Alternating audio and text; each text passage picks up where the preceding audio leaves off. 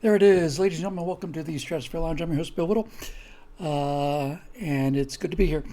As you might have noticed before, it's not possible for me to switch this audio once the pre-roll is started, and it's all USB is just kind of what's the word? Arcane. Arcane is the word I'm looking for. Most of the time, works great. Every now and then, forget about it. Hope everyone's doing well. It is the 11th of one of these months, March, I think. Natasha and I had a wonderful time out at Joshua Tree last Monday, and it's been a little behind again on the moving back to Americas, although I did write one that I'll shoot tomorrow. It's called 2 + 2 = Racism, and I really like it very much. And we were supposed to shoot, so today I had to delay that as well. So we'll shoot him tomorrow as well. I had lunch with, dinner. Natasha and I had dinner with Zoe and his wife out in Palm Desert, and it's a great time. Great to see him. He seems to be doing really well, and yeah, it just kind of goes to this whole suppression thing. All of our views once again got knocked down to half, and it's like this staircase, it's like you start off with an audience and they knock it down to half, and then you grow the audience back up again, they knock it down to half again. It makes you wonder, of the 186,000 subscribers I have on YouTube, and it goes to 8,000 of them.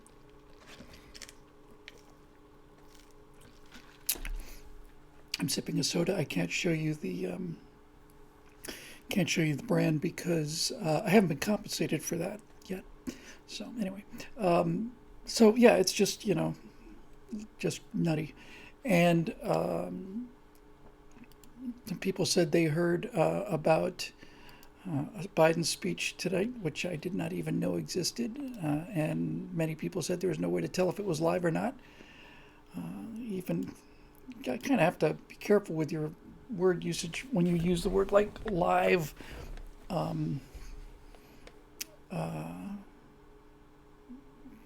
Not pre-recorded is different than live, I think. And we're hearing from Sarge, 56 in Texas. We are 100% open in Texas. Yeehaw! You can tell that they really can't stand it. You can tell. Here in California, you can see that they're heartbroken. Not just the government officials, but all the people who are infected with the Karen virus. They can tell that it's coming to an end, and that the days of us walking with our eyes on the 6-foot separation markers and the masks and all the rest of it's coming to an end, and they're very unhappy about it. So in any event, it's really nice. Every day I know more and more people who get vaccinated, and that number is just increasing. I was saving it for I don't know if I think it actually showed up already in my in this week's right angle, which of course everybody watches religiously. But take a look at this. Since I used to do all kinds of graphs here. This is Texas. This is Texas fatalities for COVID-19. You saw the big spike there in July, and then an even bigger one in, I guess that's early January into February. But then, boom. And that, my friends, unless I miss my guess, is what herd immunity looks like. Hooray! So that's awesome and epic. I do have a little bit of the colony stuff to do. I'm at the point now. I was hoping to make the phone call today, but I have a terrific friend who's an entertainment lawyer out here and has been doing like top level work in Hollywood for almost 20 years now. So it's time to get all this stuff buttoned down legally. for the science fiction thing. And once I get the ownership of these things buttoned down, then I can start being a lot more open about them. I haven't exactly been secret about it here on the Stratosphere Lounge, but it's not the same as actually openly going out there trying to raise money. But that's what I think I'm going to do. And by the way, Dave Big Booty for the win, who referred to Joe Biden as the President of the United States of America. That's absolutely classic work. Anyway, so I just got a couple things to show you. And before I do, I made a 2x loop of this video. And I'll just tell you what I've been working on in the last week or so. Right now, over the course of 2 or 3 years, I guess, I've got hundreds and hundreds of assets. Today, I got another demo reel recommended from Zoe, who I have not responded to yet. But the guy's an incredible creature animator and has done a lot of work on Battlestar Galactica. He's on the team. I haven't replied to him yet, so I will. But boy, that is exactly what I needed. So slowly these things are coming together. And before I say another word, by the way, hang on one second. I just want to make sure I do not want to miss this. Give me one moment here. All right, so I don't actually have his permission to use his whole name, and I won't. But I did want to publicly thank Bart for the incredible spreadsheet work. I just can't tell you how fun. That's the word. It's not just impressive and it's not just an honor and so on. It's just fun to be associated around people who are this smart. And Bart, who's Bart's Treasures on the live feed here. Bart sent me a spreadsheet which took me 2 weeks to get to. But basically, it's what we talked about last time. Enter the mass of the ship, enter how fast they're going, how much energy, calculus. It's incredible, absolutely amazing. And it looks really, really great. And I couldn't be happier with it. And I just want to thank you personally, Bart. I just sent you an email half an hour ago, something like that. But in any event, it's tremendous. And the brain power out there that is being utterly wasted, along with my own, is monumental. And I mean to put all that to work. So anyway, Bart, no, seriously, it's great, and it's obviously just something you just kind of do for fun. And I don't know where minds like that come from, but I am glad they're on the same side as me. So terrific work. I just couldn't be more impressed with it. So anyway, as I was saying, I've got, we'll call him Bart Vectron Treasures.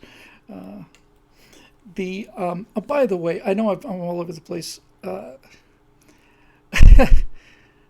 gonna do it. I'm gonna go ahead and blow whatever minuscule revenues I get from YouTube, and I'm going to play. I did this. Just came to me. It's completely spontaneous.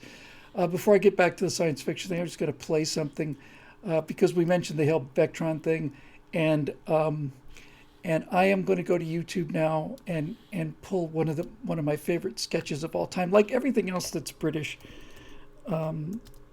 it's like so many of these British comedies. It's a series, and they just run the same joke again and again and again. It's the same setup, and they do it again and again and again, and every time it makes me laugh. So I'm going to just find one of these. And this will be, as I say,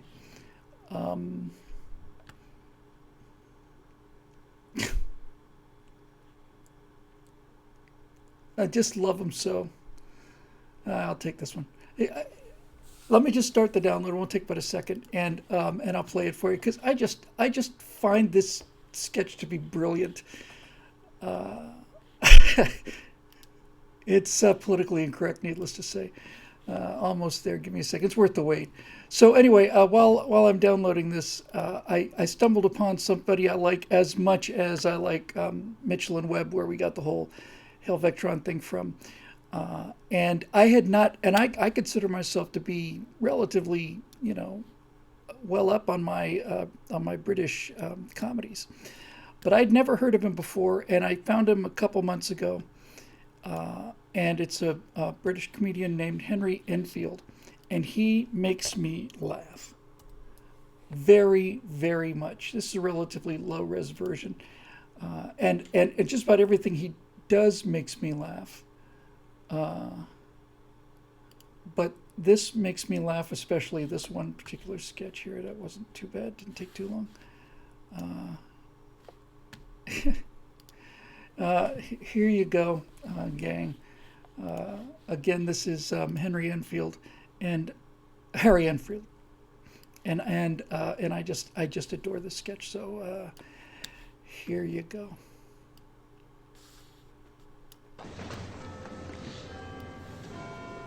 Have you heard of David Cameron? Yes. Is he a queer? Well, it certainly looks like a queer, doesn't it? Oh, it looks like a queer. And I've heard him on the wireless, and he sounds like a queer. Oh, it sounds like a queer and it looks like a queer. Well, if it sounds like a queer and looks like a queer, I should think it's probably a queer. Probably is a queer if he looks like a queer and he sounds like a queer. Probably a queer. If it sounds like a queer, looks like a queer, it's probably a queer, yes. Sounds like a queer, looks like a queer. Probably a queer. Probably is a queer. Probably a queer. Probably a queer. Probably a queer, yes. Probably a queer. Probably a queer. Yeah, probably a queer. Cameron the queer, yes. He's married, of course. So this would queer the pitch against him being a queer, even though he looks like a queer. He does look like a queer, doesn't he? And he sounds like a queer. He does sound like a queer. So even though he looks like a queer and sounds like a queer... He looks like a queer, he sounds like a queer. He does. Yes, he does, yes. But he may not actually be a queer, as he's married. Well, Bunny's married. You're married, aren't you, Bunny? Oh, yes. And Bunny's a queer. You're a queer, aren't you, Bunny? Oh, yes. Bunny's a queer. Yes, yes. Well, then I should think this David Cameron fellow probably is a queer. Well, he probably is a queer. If he looks like a queer, sounds like a queer, and Bunny's a queer, Cameron's probably a queer, yes. He looks like a queer, he sounds like a queer, Bunny's a queer. I shall put him down as a probable queer.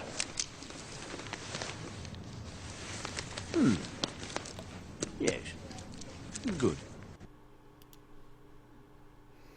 Why do I find that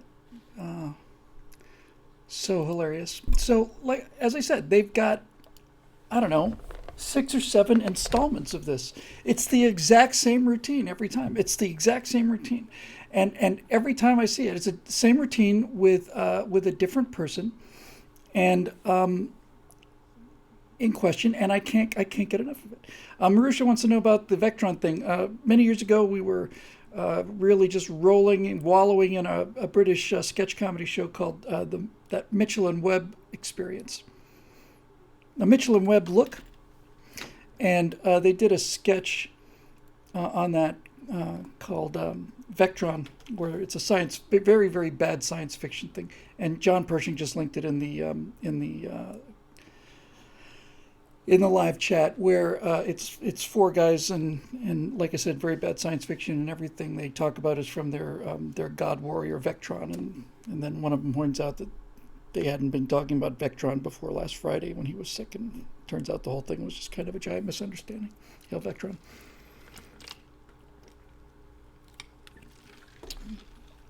But that Enfield thing is just great, and Paul Whitehouse is the name of the other guy. They've been doing shows together forever, and I don't know what it is. There's another one he does about this kind of drunken pub guy, and he's constantly saying, I like Michael Jackson, and I think he's a talented guy, but if Michael Jackson came over to my house and started, rubbing his hands across the back of my wife's neck, I would say, hey, Michael Jackson, no. And just it's the same exact joke again and again and again and again and again. And I never get tired of it. And Little Britain was a classic example of that, which I also thought was extremely funny. In Little Britain, you just see the same setup, and that actually interests me as a writer. you'd see like a whole season, you'd see the same two characters in the same location dealing with the exact same issue, but just on a slightly different take on it. And it just keeps building and building. I just can't get enough of it. If you want to laugh, you can just look up Harry Enfield and then Quare, Quare, and you'll find, I don't know, 5 or 6 of those sketches. Brilliant stuff. Anyway, back to the world the non-Quares. Do you think he's a Quare? Yes. It's on television, isn't he? He must be a Quare. Bunny's a Quare. Bunny, you're a Quare, aren't you? Oh, yes, I'm a frightful Quare. It's brilliant. Brilliant. He's really, really, really, really, really funny. Anyway, back to the business at hand. So I've got all these different assets, and I've been kind of developing them all, kind of like this sort of slowly growing horizontal thing. And then, yeah, computer says no, exactly right. It's a Little Britain sketch.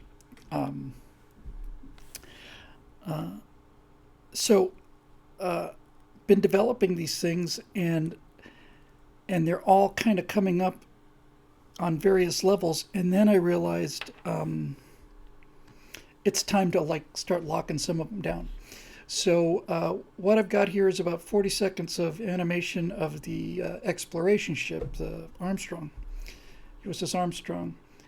Just test renders for lighting. Most of them are with an older texture. I realized after I'd done half of them there was a newer texture. But the reason I bring this up now is because now the thing to do is to get these things locked down one by one. In other words, get the ship textured, get it textured at 4K, get everything on there, all blinking lights that aren't on there yet, the running lights, all that stuff, the hatches, the doors, finish the asset, lock it down. And then in my spare time, which is when I'm sleeping, I can render things out that I can actually use instead of stuff that is, I can just render it out. The nice thing about compositing is you can render out a spaceship pass, and you can composite that over any number of different things. But I think I've got it solved at home. When I did the conversion and strung all of them together, it looked like it came back. I don't know if it's going to show up in this. I'm still having this kind of stuttering problem when the thing comes past the camera. I've got all the motion blur turned on and everything, but it's still stuttering a little bit. I don't know exactly what that is. That's a technical issue. But in any event, here is 40 seconds or so of the Armstrong and various things. And then I ran it a second time just because some of them go by so fast. And the thing really to watch for in these animations is not just the model, which is excellent, the texturing, which the ship came untextured. The model's fantastic. The texturing is fantastic. And I've been working with a guy on the planets. And I think the planets in these animation tests are the best science fiction planets I've ever seen, certainly. So here we go, and I'll do a little running narration if I feel the need. Just wondering if that reminds you of any television show openings. That's just to get a look at the ship. I just love the design of it. I just love it. And the texture comes out pretty well there. Yeah, it's still jumping a little bit. But that ice planet's great. This planet, this moon is fantastic. And that's just lovely. That's just lovely. So there are a lot of things that need to get done yet. Here, we'll just go through them one more time just so you can see them again. Since that's an exploration ship here, it's got to actually cover the distance to a new solar system the hard way through, sublight travel. Maybe it's 60, 70, 80% of the speed of light, something like that. So it's mostly just fuel. But it's a great looking vessel, and it's unique. I haven't seen anything quite like it. Reminds me a little bit of like a sperm whale or something like that. It's just good, really good. And that moon and the Earth-like planet in the background, utterly, utterly fantastic. I'm very pleased. So.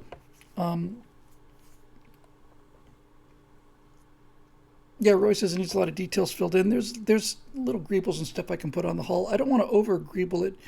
Greebles are a name that modelers came up with when they started building Discovery from 2001, and it was Orion in the background for those of you sharp-eyed individuals out there. The 2001 was the first time this was ever done. If you look at the Discovery or any of the other, like the Ares moon shuttle, greebles are these tiny little things like little pipes and little extrusions and bumps and layers and panels and all this stuff. Now what it's designed to do is to give you something small for your eye to look at, some small detail, because if this is a fuel tank, then that means the ship's got to be this big, and without them, it's hard to get a sense of scale. And it's gotten overdone nowadays. Some of these ships are just nothing but moving greeble packages, but I can make some final tweaks to it. That particular ship you just saw is unarmed. Its defensive weapon is its speed. It's fast, and it's got the best sensors available. In fact, it's got revolutionary sensors on it. I like the idea. I saw a movie called The Lost City of Z, and it was based on a book. It was based about explorations. A guy who thought he found a city in the Amazon rainforest. Turned out he did, and they found this city using LiDAR, laser ranging, basically. And believe it or not, these guys flew over the thickest part of the Amazon rainforest, and they're sending little laser pings down, and enough of them get through the cover. Most all of it, 90%, 99% of it, is reflected back from the plants, but enough of them hit the surface for data to come back, and then they ping it, and then they are able to get like elevations, and this LiDAR is just fantastic. And it gives you a really good look at what's underneath there. There's some reason why I brought this up, and for the life of me, I don't remember what it is. Sensors. I like the idea of that long boom on the bottom of this thing. It's basically just a sensor array. And I thought, if you beamed lasers down to the surface of a planet, just cover the whole planet. If you put in enough orbits and you scanned enough area, you got a good enough signaling processing software, you should be able to determine something the size. In the story, I'm going to have them be able to say that they were able to find a space helmet. That's how small they can go. They didn't see it. The algorithm is looking for either a flat line reflection, which would be artificial, or a spherical reflection, which is likely to be artificial. Something hard and spherical like that, almost certainly artificial, and this thing's just going to ping, ping, ping away and start making up all these maps of the planet. So it does a lot of mapping, a lot of exploring and stuff. One of the things it does is it, puts exploration teams down on the planet, so they get to meet all these strange creatures, some of which are very nice and some of which aren't so nice.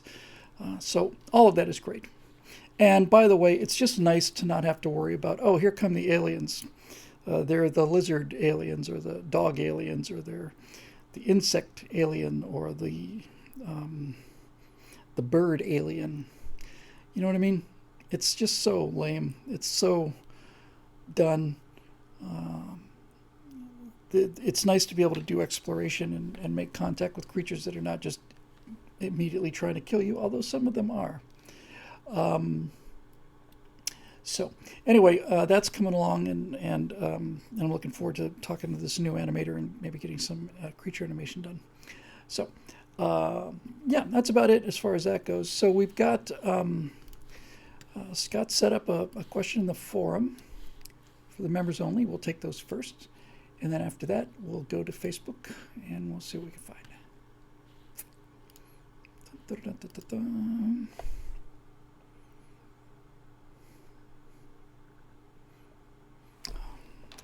not logged into my own website.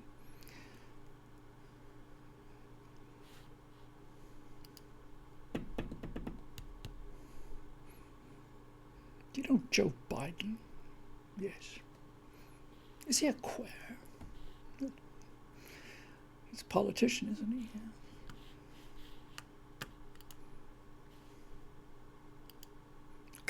I love that sketch. I just can't get enough of it. I watch him again and again and again. All right, here we go. I'm going to take them in order, and the first one comes from Ian Noland. Hey, Ian. Hey, Bill, what's your favorite sci-fi book series? Have you ever read the Bobaverse books? Highly recommended. I have not read them. Funny you mentioned that, because I was thinking about that on the way in.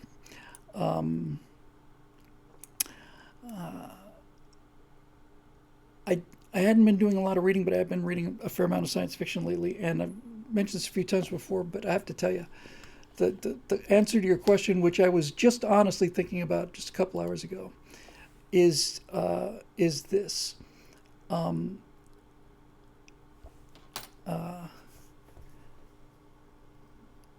It's the Warhammer 40K books, especially the Horus Heresy books.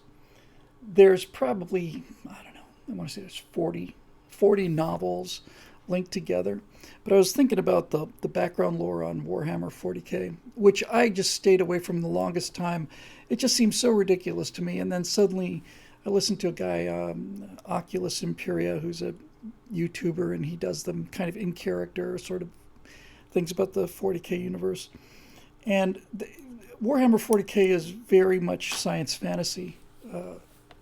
And it's just so addictive because it's, it coined the term grimdark in the grimdark future, and it is so relentlessly horrible that I guess maybe the reason I like it so much is because it cheers me up so much. It's like every time I think things are going to hell here, I think, well, at least I don't live in the 40th millennium. But the Horus Heresy arc, since you asked, is, I think it's approaching, I know, blasphemy, I'm going to be struck down.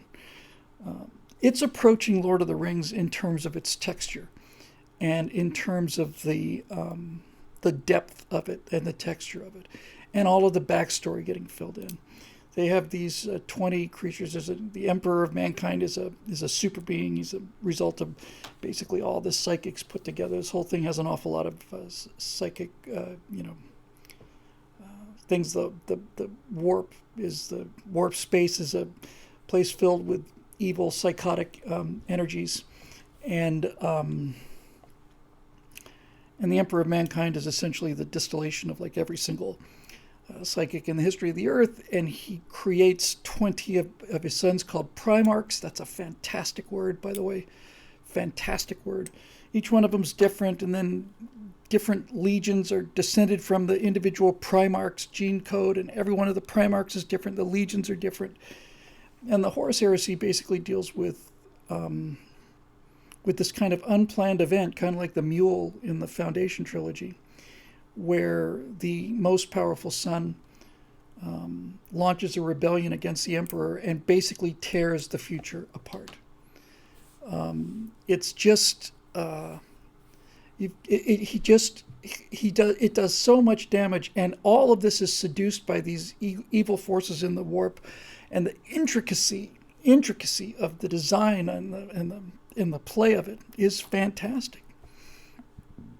It's really, really well written, and I really like it. So you can look. I found it on Apple Books. You can get it. I'm sure it's a number of places online. I don't really read paper books anymore. I read off the iPad incessantly. But since you asked, yeah, it's the Horus Heresy series on Warhammer 40K.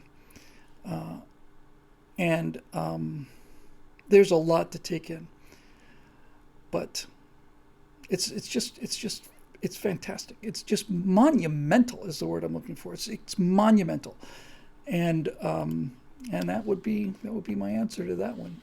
To be honest with you. Okay, Harry Lumley. Hey, Harry, good to see you again.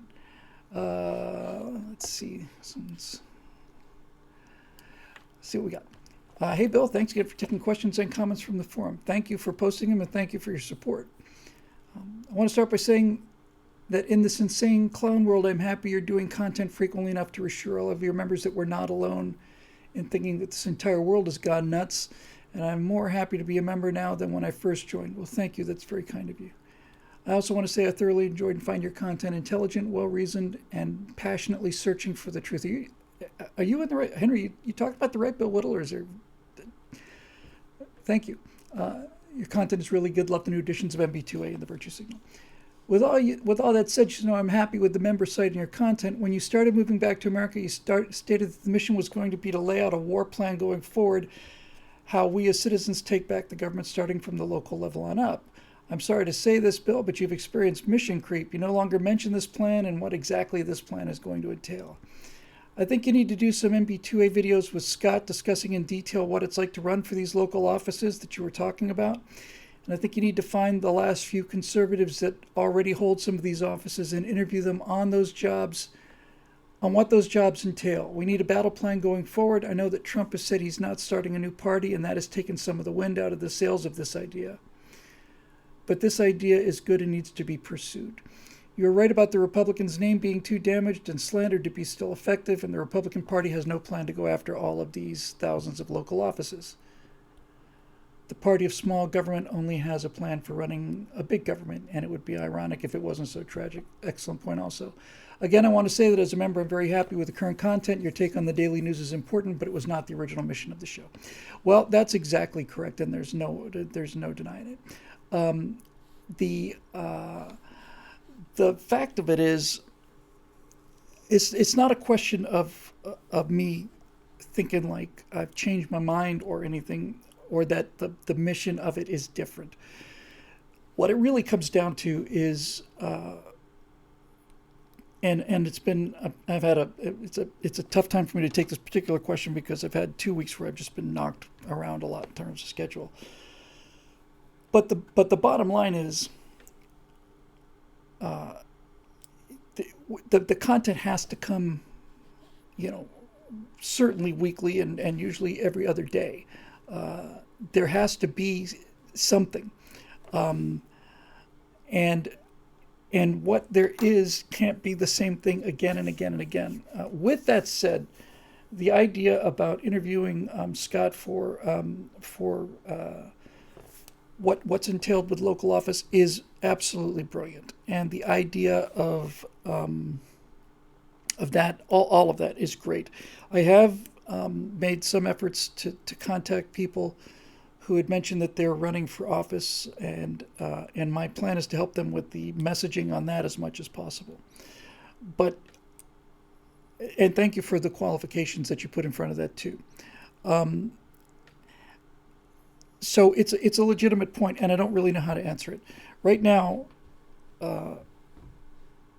I'm still trying to figure out what exactly, where the chinks are in terms of the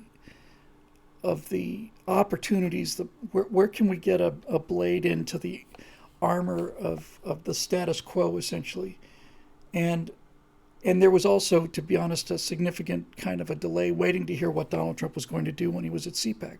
I thought the chance of him announcing a third party wasn't zero. So the whole thing is essentially a full court press, and there's no question that in the days and weeks after the election, that was where my entire concentration was. What I didn't realize at the time was that we had 2 years of that. Back in November, there were still 2 years of content that needed to be produced between now and the next serious election cycle. And that's why I've been covering a bunch of these things. Now, again, I don't want to come down on the wrong side of this either way. The criticism is perfectly legitimate and something I worry about actually a great deal. It bothers me enormously. And at the same time, I'm trying to work some of these monumental social issues into a form that I can turn into political messaging. For example, the show I'm going to shoot tomorrow, 2 + 2 = racism. You've got people saying that math is racist. You've got progressives saying that that math is a sign of white supremacy, that getting the right answer is white supremacy, that that showing your work is white supremacy. Now that's the actual political environment. That's the ground that we're standing on right now. And so the question is, how do we respond to this? It's not like I've given up the political aspect of it, or filling the offices by any means. What I'm trying to do now is I'm trying to get a handle on what the campaign issues are going to be and how they're going to be, how you're going to phrase them, how you're going to cope with them. The thing about tomorrow is simply this. Just using this thing as an example, when people are going to be running for office in 2022, they're going to have to be able to deal with these things in a way that people have never heard them dealt with before. And that also means they're going to have to be willing to basically face them and talk about them. And so when you get a progressive saying that math, that doing math is a sign of white supremacy, and that this focus on getting the right answer is a sign of white supremacy, then what I've been struggling with is, how do you turn that into a political message? And the way I do it is to say, okay, let's take that exact thought, or not change the meaning of what that person has said. Let's just change the language and put it in somebody else's mouth. If I'm at a slave auction and I'm selling slaves, this is where I'm going with the script tomorrow. If I'm selling slaves and I've got a human being here, and I want $150 for him, and that person, that slave, says, "I'm not an animal, I'm a person." No, you're not. And he says, "Yes, I am. I can do math." Well, the slave owner is going to say, "Animals can't do math." This guy's going to say, "I can," and he's going to do some math. And basically what I'm trying to do is to say that if you couldn't take a more racist idea. If you were a slave trader, if you stood in front of people and said, they say people of color, but if this guy in 1863 was saying colored people cannot be expected to get the right answer in math, they're not capable of it. It's exactly what they're saying today. It's precisely what they're saying today. How racist do you have to be in order to say something like that? The reason it is such a destructive thing is because they are basically saying black people shouldn't have to adhere to the standards that white people do. And they're doing this to attack whiteness, which is itself, of course, an invented concept. But when you get that, what you end up with is, you're basically saying, as somebody said in the comment section here last week or 2 weeks ago, what they say when they say that math is racist and that people of color should not be trying to get the right answer in math because that is white supremacy. What you're saying is that people of color can't do math, and what you're really saying then is that they can't think, and that is where that is exactly the point I need to take. And in order for it to be effective, I have to take what they're doing and spin it around in such a way so that people hear the insanity and the condescension that's built into it. And how many liberals are going around nodding at this stuff? No, it's white supremacy. All of it. Every time you hear this, we should excuse the Black Lives Matter riots, and all of it is just this condescension of this whole. It's more than just the what is it, the subtle racism of low expectations. It's worse than that. It's basically saying that we're going to demonize success because we want to demonize white people, and they're equating success and intellectual ability with whiteness. That's what the progressives are doing, and somebody has to put that in a way. So you start with this kind of thing about the slave trade thing, just to sting people into it. And there's a lot of little lines in this one I like an awful lot. But if you listen to what the actual slaves said, what the people around the slaves said when they were slaves, if you were to ask slaves about reparations, if you were to ask actual slaves in 1865, they've just passed the 13th Amendment, and now there is a legal document that is saying that they cannot be held in slavery.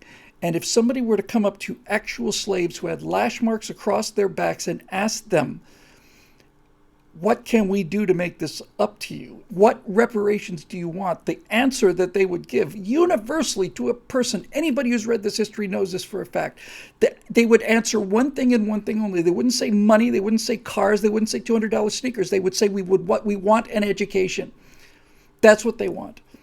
That's what they want. They wanted an education. And slaves were giving rags and eggs and small portions of bread to Booker T. Washington because he was the only person in their entire world who was going to college, and they wanted him to succeed. They gave him everything. They literally gave him the shirts off their back. They were handing him clothes, whatever he needed to travel. And the reparations that they would have asked for would have been, we want an education. And now, 7 generations later, white liberals and blacks who are motivated by either rage or just sheer power are saying, no, we shouldn't be held to, we shouldn't be expected to get the right answer. It's just beyond belief. It's just beyond belief. Anyway, the comment really sticks with me because I've heard it from a number of people, and I don't really know what to do about it.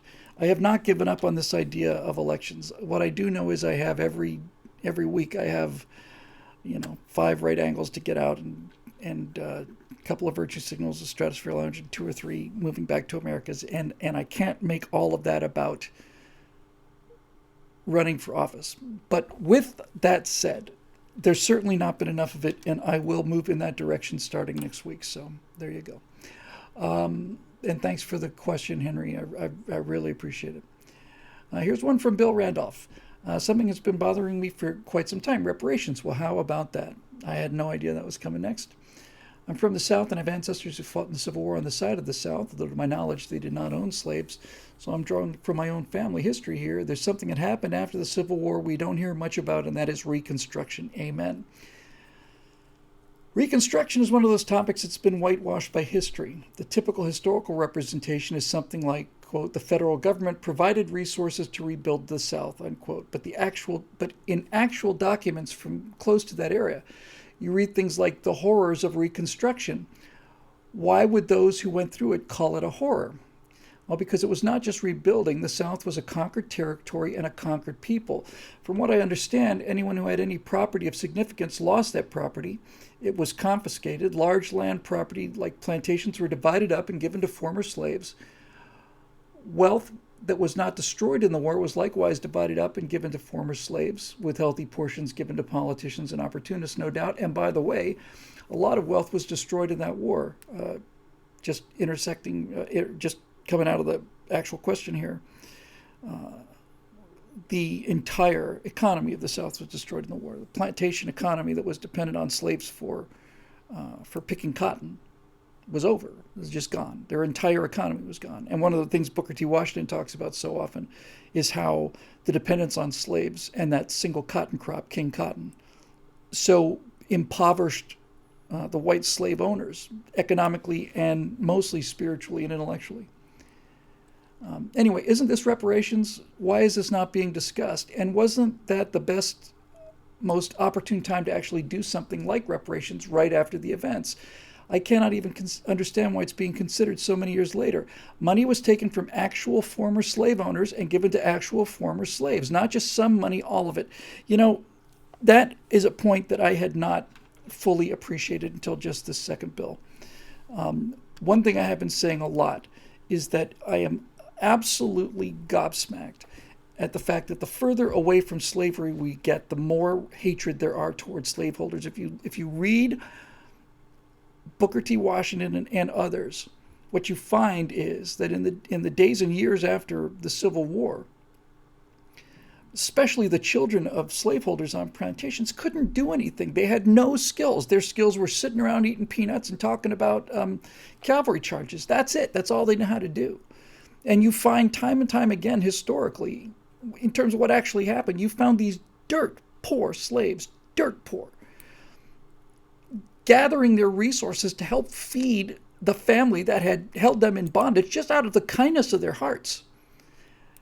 And the further away from this we get, the more up until, and it did get further away. Slavery got further and further and further away, right until about the 90s. And then it started getting closer again. And all you have to do is look at shows like All in the Family or Sanford and Son or The Cosby Show, any of that stuff. You can see it's on its way out the door. And then, nope, brought back again because of critical theory and because of the left's desire to destroy America by turning all of the dispossessed against the middle. And now, after 20 years of education, you have entire populations that believe this stuff. And if you were to compare, this is what sometimes it's the desire to be able to reach into the past and to bring people forward as witnesses is almost beyond my ability to suppress. But if you could bring actual slaves, people who survived slavery and became free people at the end of the war, if you could bring them into the present day,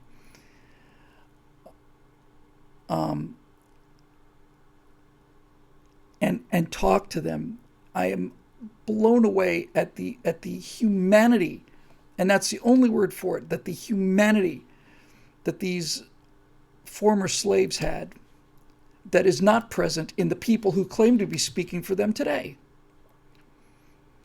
So it's, by the way, I've mentioned this before, and Bill's got more to the question there, but Bill, have you noticed this? Have you ever noticed that everybody's talking about reparations, but not one person has ever said what they are going to be? Not one. I've never heard it.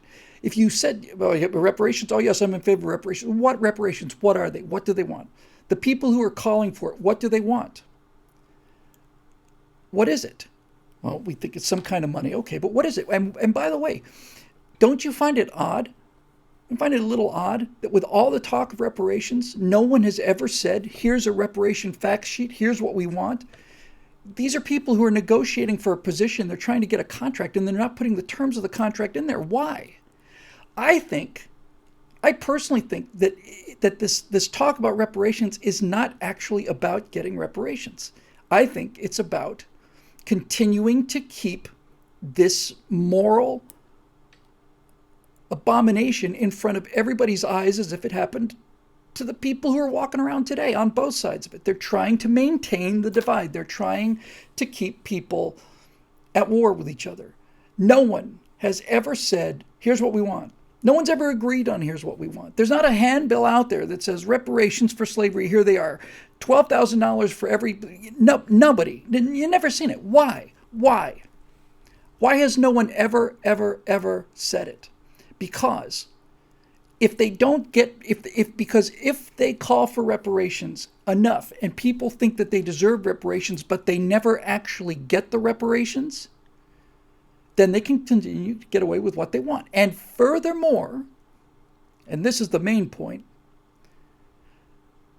if reparations were paid, what would happen after that? In other words, let's say that all of us had to pony up enough money to pay every person, and forget about the definition of black, and the progressives would define this into any way they wanted to, whatever.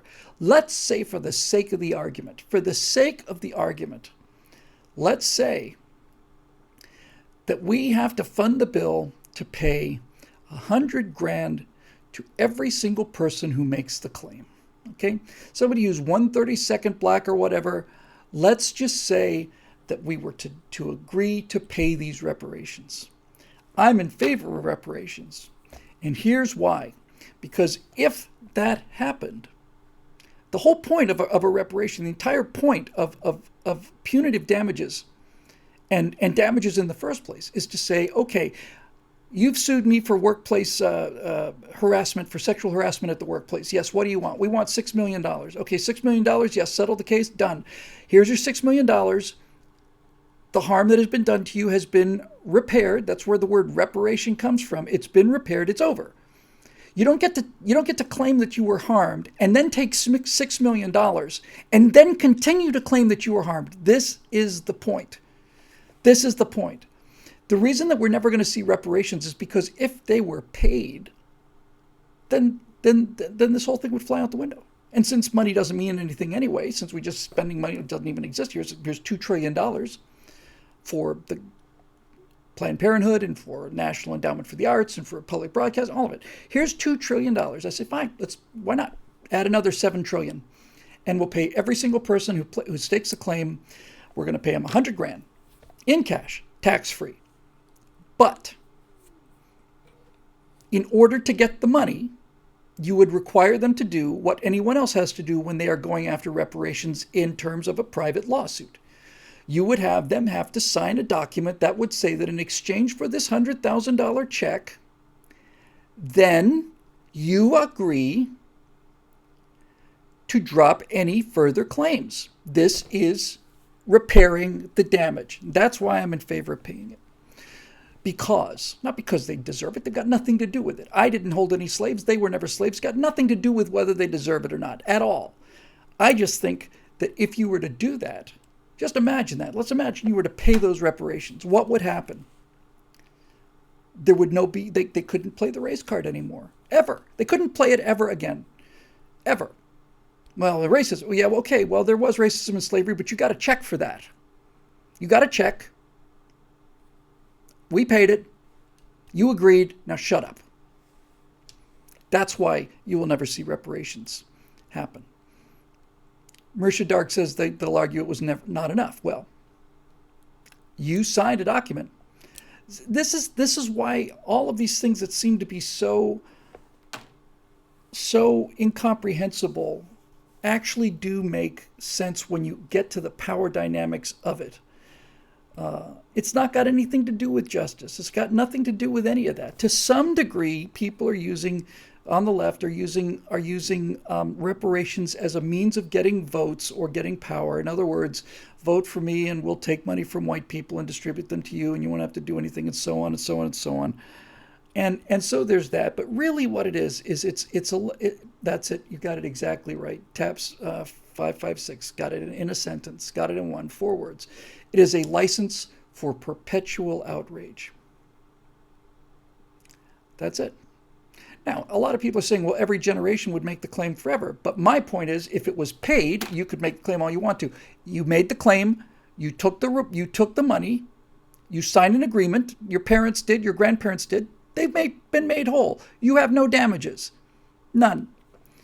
And then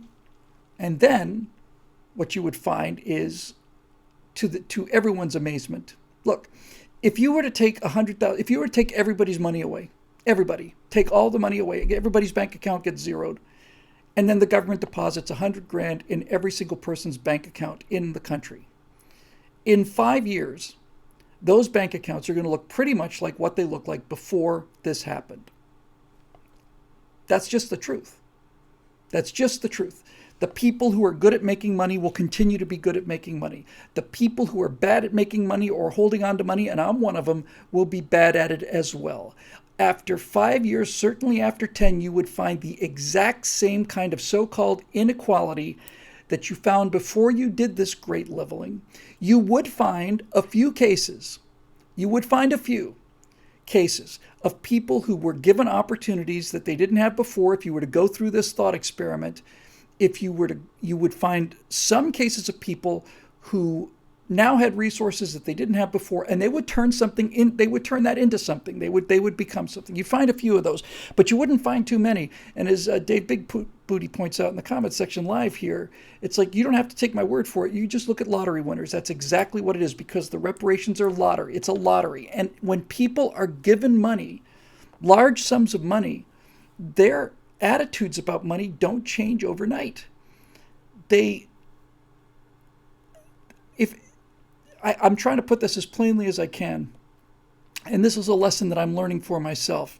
I'm not making any judgments about anybody. I've been terrible with money my whole life. But basically, if you were to give everybody in the country $100,000 or $1 million for that matter, you would still have people who are determined, I've just got $1 million, how can I spend it? Versus people who said, I just got $1 million, how can I grow it? That's the difference between people who have money and people who don't. It's just really that simple. How can I spend it versus how can I grow it? And how many people would be spending it? Well, virtually everybody. Given the amount of lack of discipline in this society, if you gave everybody in the country, zeroed everybody's accounts, gave everybody, let's say, $1 million, the people who were thinking about spending it would spend it. The people who were thinking about growing it would take their money. And then, very quickly, people would be going to the people who started with $1 million like everybody else, and now they've got $100 billion, and they're going to be asking them to borrow money because they're going to show, I know how to use money, and all of it will be sent by the people who just know how to spend money. And that is something that can be learned. That's something you can teach people. And that's how people succeed or don't succeed financially. People don't want to admit that, but that's exactly the way it is.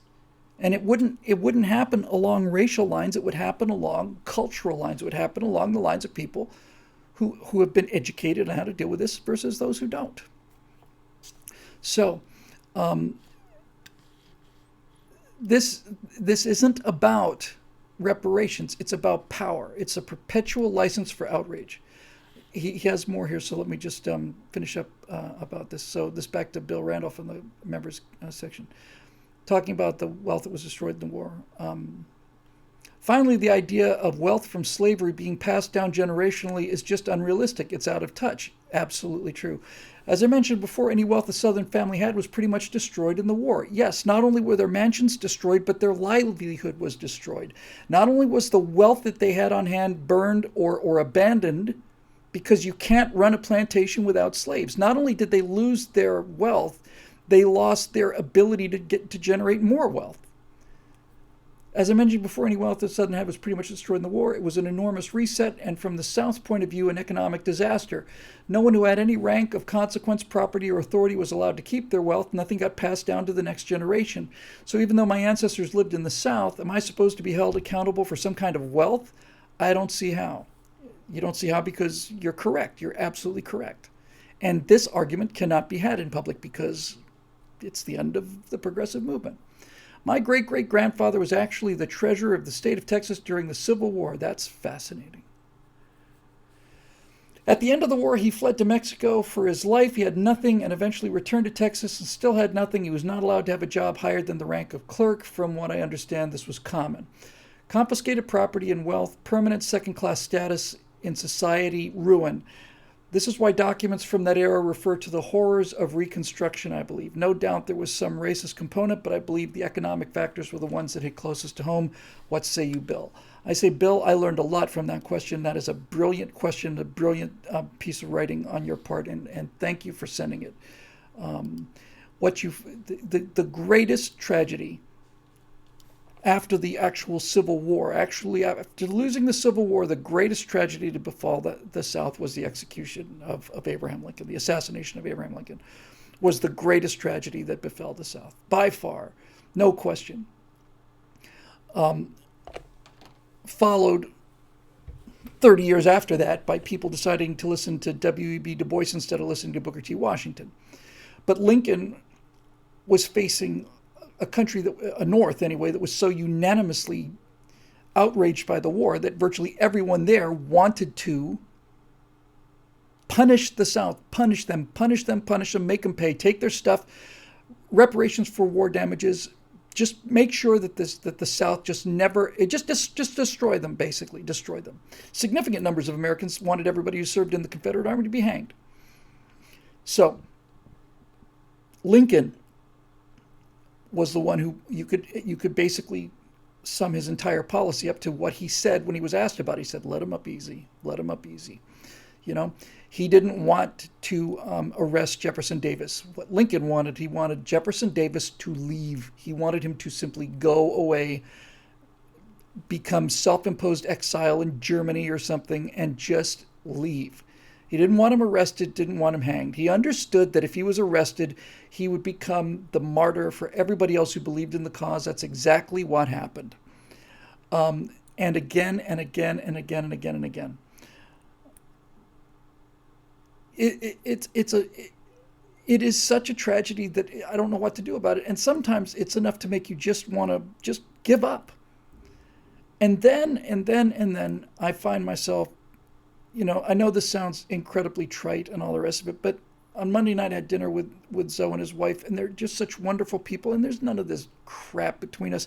And it's not just that. It's not the argument of, hey, I've got black friends. It's not the argument I'm making at all. What I'm saying is, you go to an elevator and you say, and somebody holds the door for you, or somebody lets you in on traffic, and you just see this little wave, and it's like you realize this whole thing is fictional. It's just, it's carried on by 5 or 10% of the population that is just determined to put a knife into the nation's most tender area and continue until the pain gets them what they want. They're horrible, evil, horrible, horrible, horrible people. And they need to be stopped. And I'm doing my best I can as far as that goes. And those comments about, you know, like this isn't the message from the days after the election, they stay with me. They really do. They stay with me a lot. I worry about this a lot. I don't know what to do about changing the number of people in office in 2022 other than taking a look at these issues and understanding them on some kind of level and making some sort of sense out of them and getting these arguments into shape. That's really what I'm trying to do, is I'm just trying to get this into shape. And that's the best I can do, I guess. Ron Swanson, Alter Ego. Love it already. Apple TV is coming out with Foundation based on the Asimov books. First question, have you read them? Yes, I have. Second, would you be excited for this? I would be. I don't know how politically correct they're going to be. I know that in the Dune reboot, they changed Liet Kynes from an old white man to a younger black woman, but that doesn't seem to significantly impact the story. The new Dune looks phenomenal, frankly. I read Foundation when I was much younger. I thought it was absolutely amazing. And then I read Foundation again about a year ago, and I thought that somebody had gone back and rewritten it for children. I did not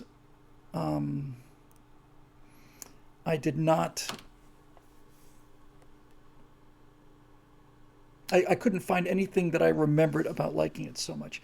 And I suspect that this might be cured by the TV show, to be honest with you. Asimov was never my favorite author. I always found him to be a little heavy-handed, mostly because he was a little full of himself. I know that's going to come as a shock to Asimov fans. But the actual story is brilliant. It's one of the best stories ever told. This idea of psychohistory, the idea of being able to predict the future, the idea of having this recording appear 50 years, 100 years, 200 years after this guy dies, saying now, by this point, this should be happening and you should be... That's brilliant. The idea of the entire wall of psychohistory with the psychohistorians constantly making tweaks to the Selden plan, trying to get it back online, that's brilliant. The mule, the random occurrence that Harry Selden couldn't see is brilliant.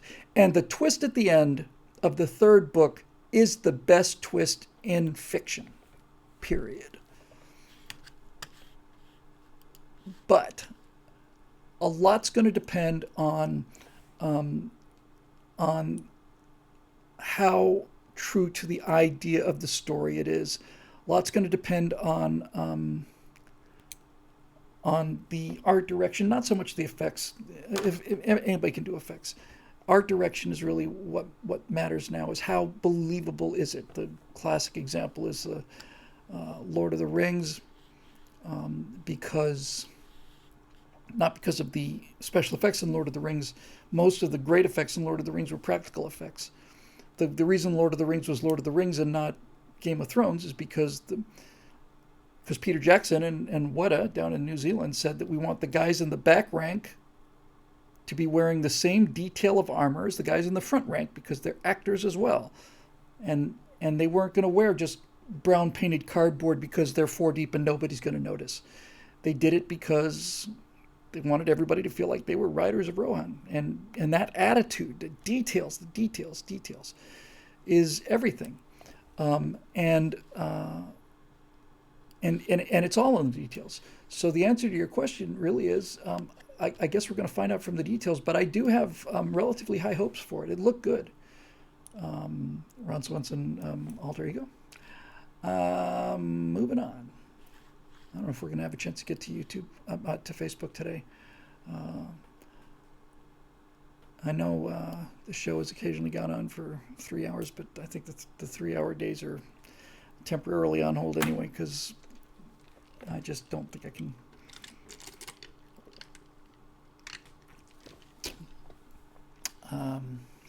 continue to do that at this point with the workload. But we'll see. We'll get through the members-only ones, definitely. Scott Balcom, new member. Hey, Scott, thank you for joining us. According to an article today from the Farm Bureau, the American Rescue Plan Act of 2021, aka the $1.9 trillion just passed by the U.S. Congress, provides $4 billion relief for socially disadvantaged farmers. How can this be legal in light of the Civil Rights Act of 1964? Didn't that law essentially say that the government cannot discriminate based on skin color? I wonder how many other programs in this 2021 legislation have similar social justice provisions. Scott, I did a Moving Back to America episode last week called Royal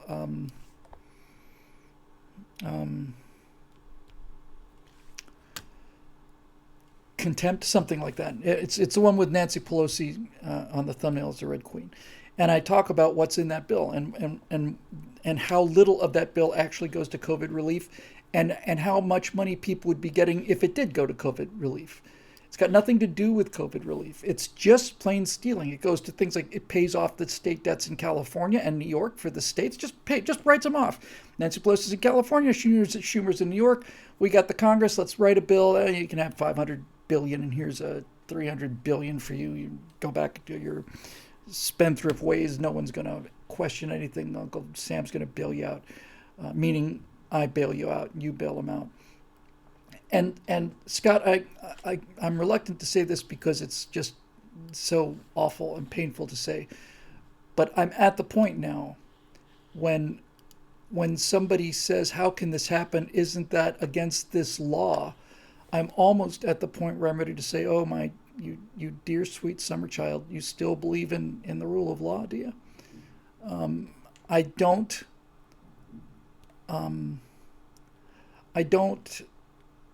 don't know what to say. We are living in a post-truth world. We're living in a post-law world. Royal Contempt, thank you very much, Chief Pup. On some level, I have high confidence that this is going to burn itself out because it's accelerating. It's not slowing down, and it's not holding steady. The demands become more and more ridiculous, more and more insane. The political correctness becomes greater and greater. The repression, the fear, the silencing, cancel culture, all of it. It's getting more and more intense, faster and faster and faster. It cannot continue because it cannot continue. It can't. It's not. This is not Pollyanna on my part. I'm not like optimistic. I'm just saying that something that can't continue won't continue. They cannot continue to work in a world where things are inverted. And what my hope and expectation is that as this becomes more and more ridiculous, more and more people are going to become more and more angry. And then when things happen, they'll happen very fast. This is usually how things go. The Soviet Union basically collapsed overnight, almost, in a week, really. It's about 4 or 5 days. It had been around for 70 some years, and it took about 4 days to go, and 4 more or less bloodless days too. It wasn't a 3-year war to destroy the Soviet Union. When the Soviet Union fell, it just collapsed. It collapsed because nobody believed in it, and nobody, aka Woody Fool says, slowly and then all at once. That's how things happen. That's how tipping points happen.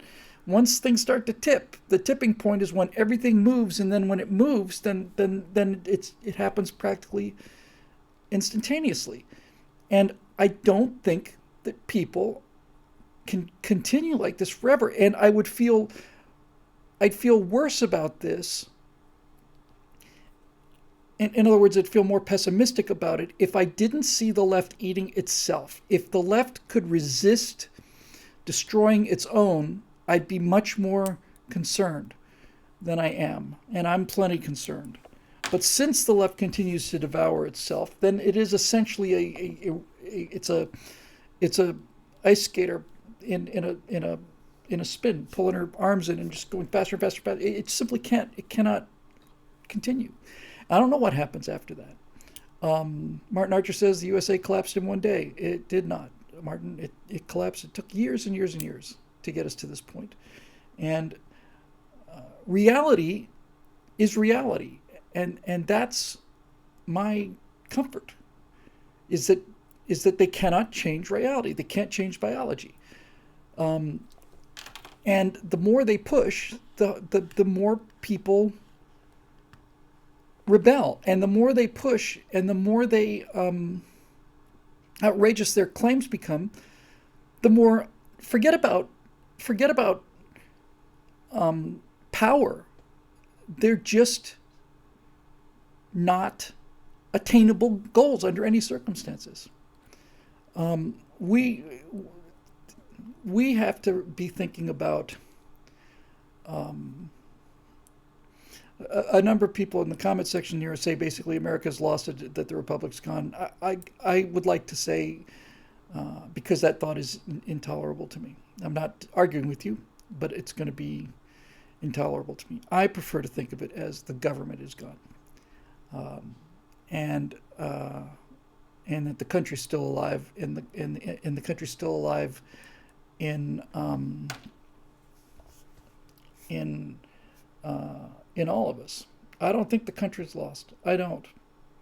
I think the government is lost, and I think that as these anti-Americans continue to do what they do, more and more people become opposed to them. Now, maybe I'm wrong about that, but I do know that everybody is afraid. Well, not everybody. Most everybody. Liberals are afraid. And this is the thing. Their supporters are terrified. Their supporters are terrified about saying the wrong thing now. The monster that the left has created is coming after the left as well. In fact, you could argue that the left is really the only ones having any power over, at least in terms of modifying your behavior. If you don't care what the left says about you, you do what you want to. But the liberals in this country will bend over backwards if somebody says you owe reparations for transgender offenses and we want your house. There are people in this country who would just simply say, I'm terribly sorry, give them the keys and walk away. So that's all I know how to say about it. Of course it's against the law. Hillary Clinton committed 2 felonies by not returning her records and by trying to alter them. Didn't matter what they were. They could have been laundry instructions, but if they're official documents and she didn't turn them in, that's a felony. And if she tried to alter them or erase them, that's a second felony. And they always turn it into, well, what was it, top secret? And no, the law doesn't have anything to do with that. Nothing to do with that. People are saying, well, if they take our guns away, they're going to die. I agree. That's why they're not going to come and take the guns, guys. They're not coming to take the guns. What they're doing is they're taking the stories and the education, and they are waiting because your grandchildren will hand the guns in, because they will have belonged to their lunatic grandfather who thought that freedom and individuality were things that were worth defending. That's how it's going to happen. They're not idiots. They're not very smart either, mind you, but they're not idiots. They're not gonna go to where we're strong. They're gonna go to where we're weak. They're just gonna make 100 TV shows about gun owners and Christians, and all the rest of them are gonna just be a bunch of lunatics. They're gonna portray you as a bunch of nutcases and a bunch of overreacting dinosaurs, and they're going to make an attempt to appeal to reason. They're gonna bury all of the evidence, and then they're gonna simply wait until our grandchildren turn them in. And probably won't even turn them in. They will probably make a call and say, could somebody please come and get the guns out of our house? I'm afraid to touch them. That's what's going to happen. That's what's going to happen. People are talking about the divorce. There's nothing I'd like better than a divorce, honestly. I really, and the reason I want a divorce is because I want to save the country. I want to save the country. And the best way to save the country is have a divorce. And the reason I think that is because if you had a divorce, then you would have side-by-side examples, and you would have people voting with their feet. You'd have one part of the country that had Black Lives Matter and riots in the streets and communists for attorney generals and no police forces and all of it. And then on the other side, you'd have people that believed in law and order. You'd have people that backed the police. You'd have people that believed in individuality. You'd have people that defended their rights. And one society would prosper and the other would go to hell. And all the people from the blue states would migrate to the red states. And that's where the problem is that migration. I don't know what to do about it. I don't know what to do about it. It's the migration. These people are so diseased. This California virus is so pernicious that people will flee California and go to Texas and then vote like Californians. I don't know what to do about that.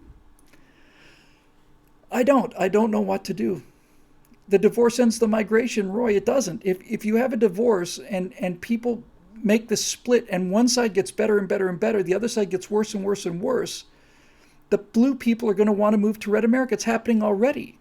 It's just going to happen faster. Now, if you had a divorce where it was a different country, now you've got a chance, because if Texas becomes a different country, now you can close the border. You can do what they should have been doing anyway. If Texas were to secede from the Union, now Texas has the legal right to prevent Californians from moving into Texas. And if it's its own country, Texas has the legal right to say we're not going to allow any liberals into this country. That's just our laws here in the state, in the nation of Texas and the Republic of Texas. And Texas could and should, in my opinion, and I'd be more than willing to submit to this. Texas should say, if it succeeds as a union, then Texas should say, if you move to Texas, then you cannot vote here for the rest of your life. Okay, you lose your right to vote if you move to Texas. If you're not from Texas and you move to Texas, lose your right to vote. Okay, that's reasonable. That's more than reasonable. In fact, that's generous. That's generous. And that's about the only thing I could think of.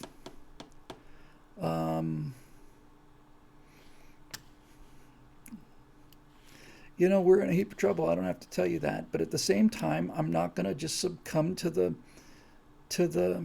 despair. I'm just not. They're counting on the despair. Reality will not be denied.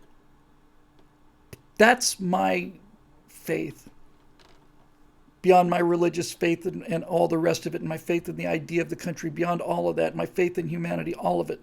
The bottom line is, reality will not be inverted forever. Can't be. And I think this is a dam that is waiting to break.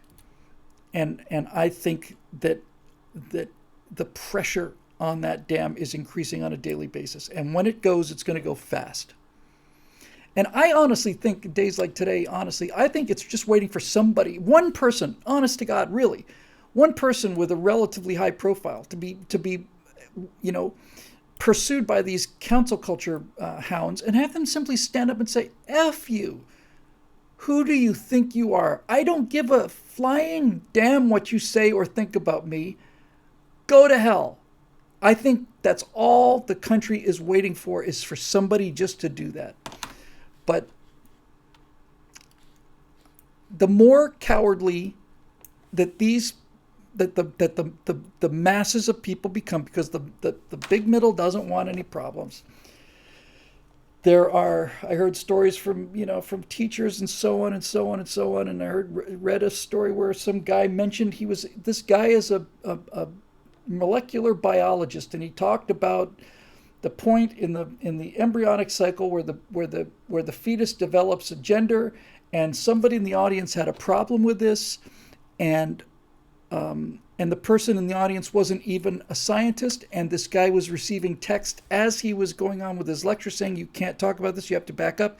They wanted an apology, they wanted an admission, and on and on and on and on and on and on and on, and then the guy wouldn't do it, and he was done. He never got asked to another scientific convention again. This kind of thing is out there.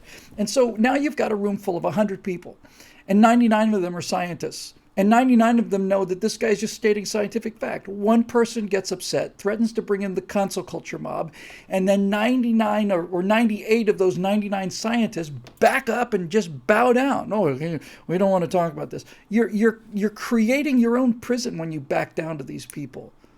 You're just creating your own prison. Tell them to go take a fly and hike, that's all there is to it. There is no power they have over you other than the power that we give them. Oh, they can ruin your job. Yeah, they can. They can ruin your job. That's true. They can ruin your current place of employment. But there are other places of employment. Once I started doing this political commentary with eject, when I started writing those essays, I knew for a certain fact, and this is in 2003, that I was finished in Hollywood. That whatever career I wanted as an editor, as a filmmaker, or whatever in Hollywood, I was done. And it seemed a small price to pay when 19-year-olds and 18-year-olds were traveling around the world like they always have, getting killed on my behalf in the military, and I'm crying because I don't get an editing job in Hollywood. I don't think so. Not for me. But yes, and Marusha, who's becoming a very valuable member of this community, by the way, says we don't support each other like they do. We better start, we'd better start supporting each other. We'll see. Anyway, back to, guys, I don't know if I'm going to get to Facebook today. No, I'm definitely not going to get to Facebook today.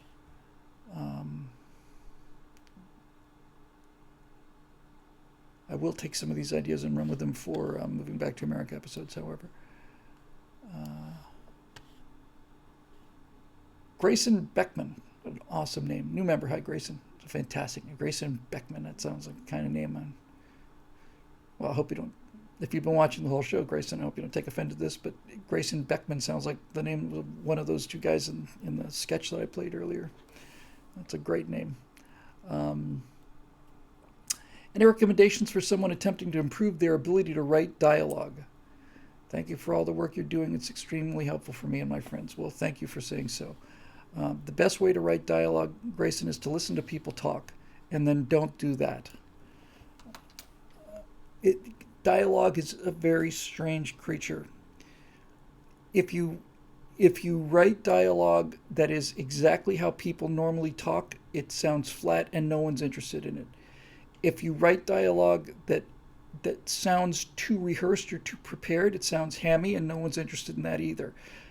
Dialogue is slightly heightened reality.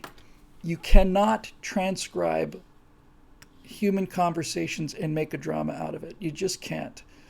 But at the same time, you have to have that patina of authenticity and believability about it. So what you're really trying to do, I think, is, let's take an example. Let's say you want to deal with a longshoreman.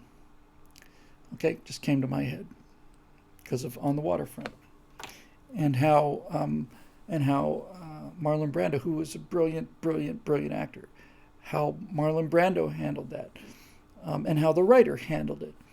If you want to write about longshoremen, then there's a couple things you have to do if you want to be successful. First of all, you have to go become a longshoreman. That's just that simple. If you really, in your heart of hearts, you want to write about longshoremen, you got to go be one. You cannot go down there with a notebook and hope to get it all in an afternoon or even in a week. You've got to go down and become a longshoreman. And that means you have to do it for 6 months. You have to do it until the point where you're accepted as a longshoreman and not as a guy who's writing about longshoremen. And by the way, if you're going to go and write about longshoremen and you become a longshoreman, for God's sakes, do not tell them that you're writing about becoming a longshoreman. Just do the job and shut up. Listen to what they have to say. What you'll find is, as far as the dialogue is concerned, so what you'll find is that the people there are going to have a specific language that is not, let me underline that, not jargon. There will be jargon. There will be terms and expressions unique to longshoremen, but that's not what I'm talking about. You will find that the people who are longshoremen, and I have enormous respect for anybody who works of any job and does it well, it has nothing to do with any kind of a value judgment. But you're not going to find a lot of extremely well manicured college professors loading ships. You're going to find that the people who are the longshoremen that you want to write about have a certain language. There's a certain level that the conversation takes place on in terms of the sophistication of the words and so on.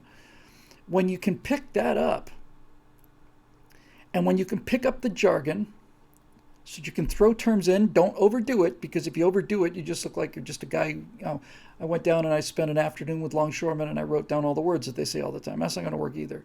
But if you're serious about this, and again, I come back to this example just because it flew into my head. If you're seriously want to read a movie about longshoremen, you got to become a longshoreman. You got to listen to how they speak. You got to pick up the rhythms. You got to pick up the language. You got to pick up the jargon, and then you have to write what you want to say as an author. You have to write something that is more succinct and on point and more sharp and defined and high contrast than anything anyone would actually say. You've got to say something dramatic. You've got to say something with a punch to it, because otherwise you're just a documentary, and not even a good documentary.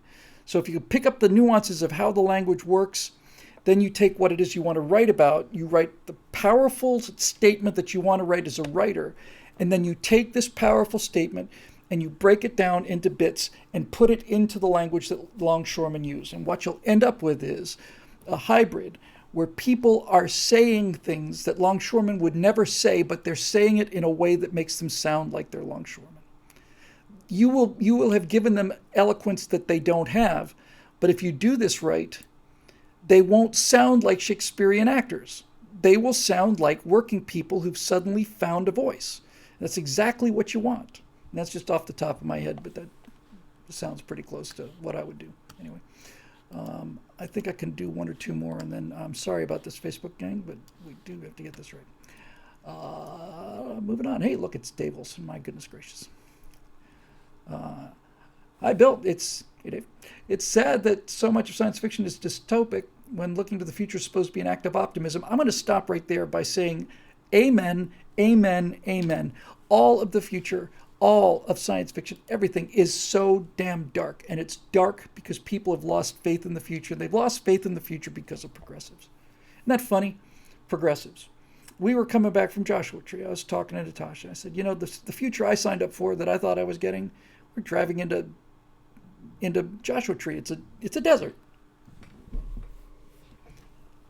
And I said, I thought, as we were talking about the quality of the soil and how few animals can actually live out there and stuff. And I said, I thought that by this point we would be able to basically be growing rice out here if we wanted to, because we would have a big honking pipe and we'd have a nuclear powered pumps, and we'd pump seawater. The Pacific has got a lot of water. It's a lot of water in the Pacific. And we would pump seawater here, and then we would run it through a desalination plant, and we would irrigate the deserts because it's only dependent on energy, and there's plenty, endless energy in nuclear power, and that's the future that I thought I was getting. And how did that future disappear? This is a thought that I've never had before this exact moment, which is why I like doing this show. But now that I think about it, you can look at the entire destruction of the United States and the entire destruction of the idea of protest, of progress, by looking at the history of nuclear power, energy, nuclear electrical power.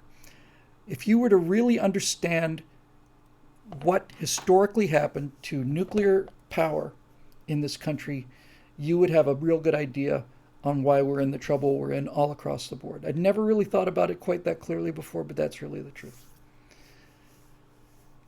That's really the truth. It went from being the promise of the atom, unlimited supply of power, unlimited power. Roy's talking about thorium, which is one of my favorite words, but I'm not interested in that right this second, because we can do it. We can do unlimited power, and we can do it safely, 100% safely. It's not like, gee, it's got a backup system. No, it cannot melt down. It can't. It's the physics won't allow it. We could certainly do it. No question, but we don't do it. And it's not because we don't have the technology. It's not because we don't have the engineering. Something happened, and that's the big mystery. In fact, sitting here now,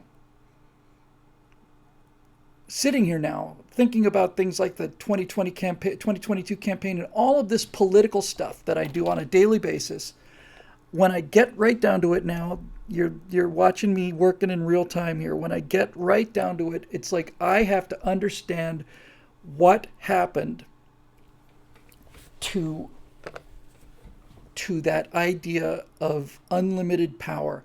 How was it destroyed? What happened, when, and who did it? Because 3 Mile Island, which was the great American nuclear catastrophe, didn't kill anybody. And Fukushima, which was designed, I've been in a 7.2, 7.5 earthquake, something like that. That gets your attention. And since the scale is logarithmic, I believe, the Richter scale, a 9 point, the big one in California is supposed to be a high 8. Fukushima was designed to survive a 9.0. They took a 9.1 earthquake at Fukushima. That's unbelievable how big that is. And the plant survived. What they hadn't counted on, what they just hadn't thought about, was the tsunami would take out the backup generators. But again, if you go with modern designs, they can't melt down. It doesn't matter. You take the generators, put them on the moon if you want to. The backups, all of it, doesn't matter.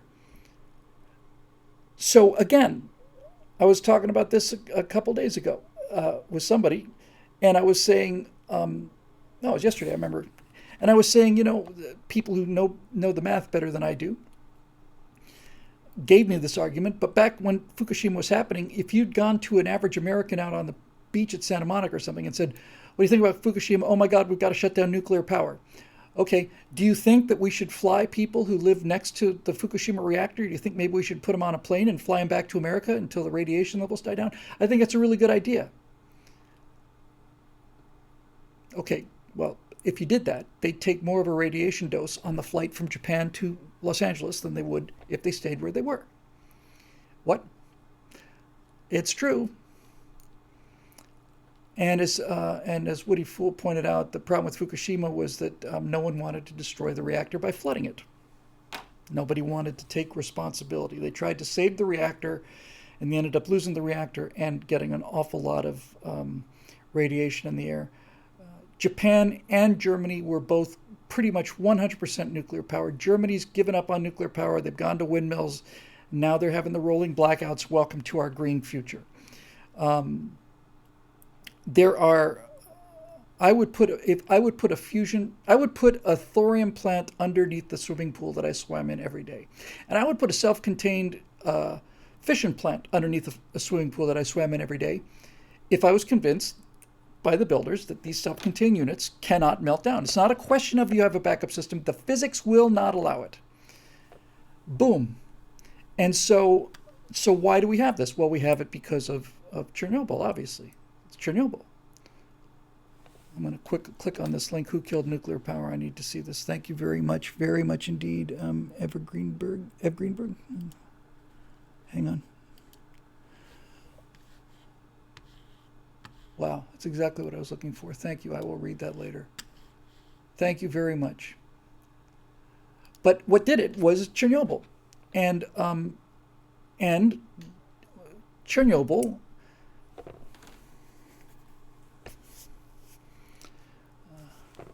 Chief Pup says we have this problem because of progressive. It's true.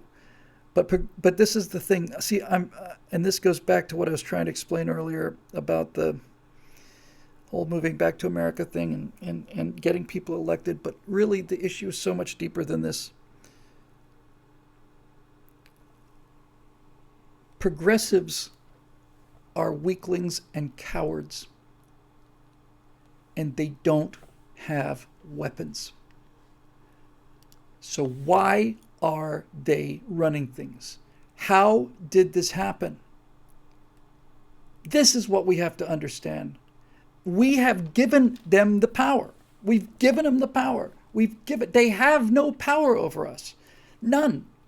They don't have machine guns. They don't have tanks. They don't have secret police. They don't have anything.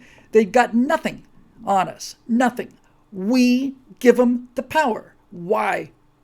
If these guys had machine guns, and if they had the SS, and they had guys if they had guys like the SA or the soldiers, the murderers in the SS, if they had big, strong guys who were willing to kick down doors and shoot people in the head, I could understand this fear. And we could fight it. And the reason that isn't happening is because we're prepared for it. We have guns to protect ourselves against guys in black jackets and black suits coming out of cars and breaking into our house and taking our kids away. That's what we're prepared for. But that's not how it happened. It's not how it happened. There would be no progressive movement to the degree that we understand it without the internet, because the internet has multiplied the power of social proof, the power of peer pressure. Cancel culture, none of that exists without the internet. None of it. And we let them do it. Roy says, well, they have, au contraire, they do have secret police now. Okay, so they have secret police. They have the FBI. What are they doing with it, Roy? Nothing. I'm not concerned about the FBI coming through this door and taking me away. And you know why? Because it's never going to happen. It's never going to happen. Now, what could happen is that somebody could find out that I'm working out of this building, and they could talk to the landlord of this building, and they could make enough of a fuss to get me shut down out of here, and they could make enough of a fuss to get me evicted from my home and all the rest of this stuff. But in terms of them actually coming like that, it's just, it doesn't happen. And we give them the power. We give them the power. We give them the power. Oh, John Pershing for the win for the night. I'd have killed for the janitor to knock just then. That would have been awesome, wouldn't it? Anyway,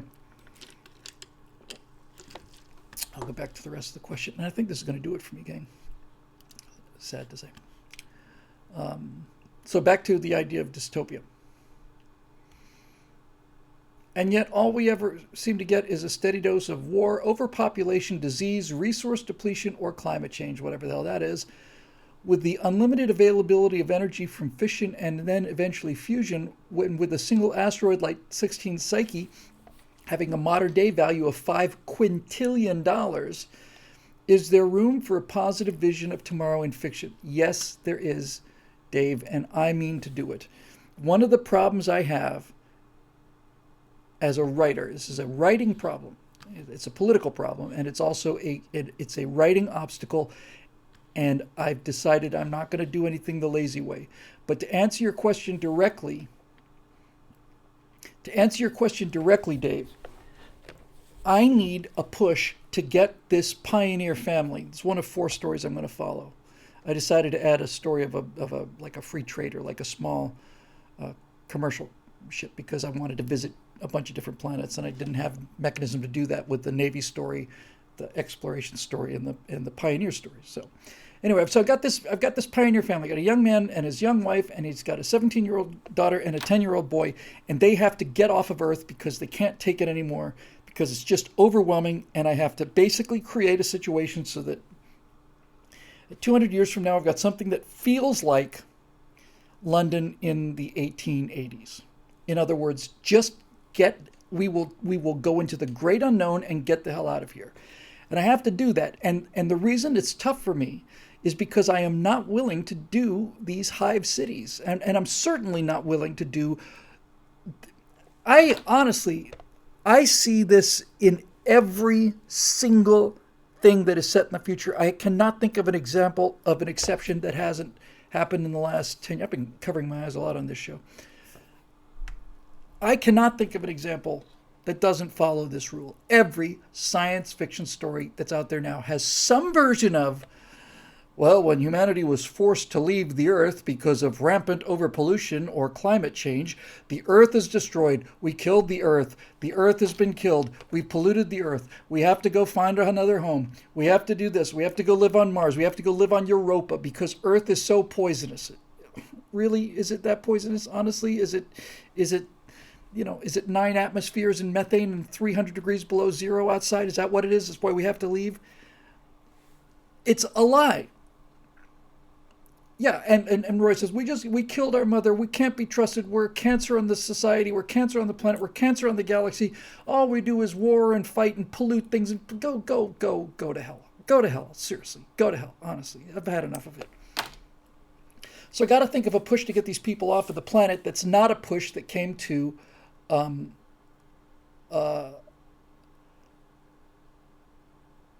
just saw something in the comments. It's so great. Kentercat says, Lilacs did a podcast years ago comparing the soundtracks of 70s dystopia sci-fi and the first notes of Star Wars. It's profound and needed again. I need to look that up. That sounds great. So Star Trek, the original Star Trek, was optimistic, and this will be optimistic too, but it's going to be realistic. And I need a push. And I've decided that the push, Marusha beat me to it. They're not fleeing pollution. They're not leaving Earth because of pollution. They're leaving Earth because, she wrote, because of progressives. But well, yes, that's the answer. They're leaving Earth because of the bureaucracy of it. They're leaving Earth because of the kudzu. That's what's forcing them out into the frontier, is the kudzu. The fact that they can't do anything without permission. It's just intolerable. And this is why the trip out to Joshua Tree was so well timed for me, because I've been to several national parks, and just as an example, my favorite by far, at least the ones I've seen so far, is Sequoia National Park. And there are many, many, many wonderful experiences in Sequoia, but desolation and loneliness are not one of them. There's so much huge living things around you in Sequoia, but at Joshua Tree, you're out there in the middle of nowhere. There's just nothing but rocks and desert and scrub. And that's exactly what I needed to see on Monday in terms of where I am with writing this story. I realized sitting there, it was wonderful. The best part of the day was the last hour and a half. My wife and I just walked out into the middle of the, it's not exactly, it is a desert floor, but it doesn't look like Arabia. If you know what Badlands look like, you know what I mean. We just walked out there a couple hundred yards, put down some chairs, turned our backs away from the sun because we've been getting sunburned and windburned all day, and just sat there for an hour and a half, let the sun go down, and just soak in the nothingness. And I realized that there are people in the world, and I'm certainly one of them, that not only don't like being told what to do, but don't miss the company of large numbers of people. I don't need to be in a nightclub. I'm not speaking for my wife on this one. But I looked out there and I thought, okay, now this is an interesting thought experiment, because we had mountains out there, and we had, plenty of room, and nothing, no people, not a living soul in sight. And I looked at this thing and I thought, okay, I'm writing a science fiction story. Hey, good for you, Detoli says. He was stationed at 29 Palms in the USMC. Proud of you, man. I really am. I was looking down at the base a lot when I was out there. Anyway, and he said the stars are great in 29 Palms, in Joshua Tree. And it was overcast the night we went. We'll go back. Anyway, I'm looking at this enormous expansive area, right? And I'm just doing my imagination thing. And I'm sitting here and I think to myself, okay, if I were to scout out this whole area, like for hundreds of miles around, I decided that this place right here was where I wanted to build my home, and I put like modules and made it nicer and nicer and nicer. It's a relatively big valley, not enormous, maybe a mile or two across or something. And I put a house there. If somebody put a house, how how far away would the nearest house have to be before I decided I wanted to move? And I thought, if anybody built something inside this valley, I'd probably be out of there. And then I realized that this is the curse of the pioneer. This is the curse of civilization. That if you get a guy out there and he's built this house in the middle of nowhere, what do you do when somebody moves in next door? And next door might be 2 miles away. Could probably live with that. I guess it would depend on whether it's a good person or not. But I think on some level, and again, thought is all new to me. I think on some level there are people, and I've certainly got it in me.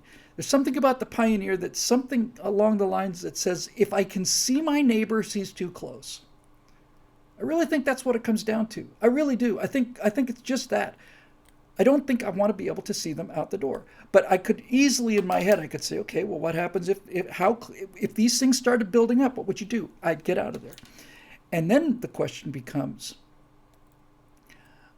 what would you do if the people who were moving there illegally? If they were squatters? What if you built this future for yourself and your family? You cleared the land, you did all of that stuff. You built the house out of log cabin, build it out of carbon fiber logs or whatever the hell. You've built this, and it's yours, and you own the legal right to it. And people start moving in and squatting on it and start saying, no, this is ours too, and you have no right to it all yourself, and you have done the work to clear it, but now we're going to take advantage of it, and there's nothing you can do about it because you're not going to kill us. What do you do? What do you do? What do you do with squatters in a case like that? I'm talking about this for the sake of the story. Okay, can we all be crystal clear on this? Those of you watching this over at Media Matters, I am doing this thought experiment for the sake of the story. But what if you killed them? What if you killed squatters? What if you said, this is not your land, and if you're not out of here in 2 days, I'm not responsible for what happened to you. I'm going to say, what if you and your neighbors were to just kill them? Would that do it? I think presumably the word would get around after a while that this is not a place you want to go squatting, right? And I am reminded of this. This is the moral dilemma that I cannot crack. I'll give you a much more concrete example. This is a real world example that I heard directly from the mouth of a guy who was in the agency, Christians in Action. And he told me the story, and here's the essence of the moral dilemma. He worked in Beirut, worked for the CIA in Beirut for a number of years, and this would be in the 60s and 70s. Let me just deal with this question because it's important. Chief Pup says, are the squatters good people in need, or are they evil, lazy trash looking for a free ride? Well, if they're evil, lazy trash looking for a free ride, that's the example we're going to use. If they're good people in need, then you want to help those people and help them move away. Help them move to some place on their own. And if they're good people in need, then if they get in trouble, then you help them. And if you get in trouble, then they help you. You're not antisocial, you're just unsocial. So here's the story. This is a true story. So, CIA is in Beirut. Everybody's in Beirut. Intelligence agencies from Britain are in Beirut and France and everybody, including the Soviets. And for a while there was a period when a number of the local militias and so on, Druze, I think he said, started realizing that if we kidnap foreigners, we can get a good price for them. So they would kidnap Americans, or they would kidnap French people or whatever, and they'd get a ransom. And it wasn't a crazy ransom, it was just a ransom, a couple $100 or $1,000, big money for them. Well, the CIA guy is telling me this story, and he said that one day one of these militias kidnapped a KGB agent in the Soviet Beirut embassy, and they called in the ransom. And it's really exactly like that Liam Neeson thing. Maybe that's where they got it from. But this is precisely what happened. They called the Soviet embassy and said, we've got one of your people, we want $5,000 or whatever the case may be. And the person on the other, who they eventually got on the other end of the phone, came on the line and said, listen carefully. If you let him go now, we won't take any action. But if he's not released by sunset today, if he's not back in our office by sunset today, we will kill all of you and we'll kill all of your family as well. And he hung up. And they thought they were bluffing, so they didn't return this guy. And when the sun went down, these KGB agents went out there, found every one of these guys, killed them. I'm actually kind of okay with that. And then they killed all of their wives, all of their children, all of their parents, all of them. That's what actually happened, according to this guy who I believe. And he said, this American intelligence agency, Patriot said, and nobody kidnapped any Russians after that. So, this is the moral dilemma. And you'll be proud to know, I was proud to know, I don't know if it's true today, but it was true then. I was proud to know that this guy said that I didn't know what his reaction to this was going to be honest with you. He told me the story. I really didn't have his take on it because he told it in a pretty dispassionate way. And I was thinking to myself, he is a kidnap risk. He's just giving me an example of how this kind of brutality deters this. If America had done the same thing, he'd be much safer as an individual. But he told the story, and then after a moment, he just said, it's just disgusting. It's disgusting. And no wonder we were fighting those people, meaning the Soviets. Because the idea of executing innocent people as a mean of deterrent against evil people was not something he was willing to do. Needless to say, I feel the same way. But it does raise interesting questions. And when you're talking about raising interesting questions, now you've got a good story. Now you've got a really good story. And the more balance you can make, in other words, the more evenly you can place these moral scales, the better the story gets.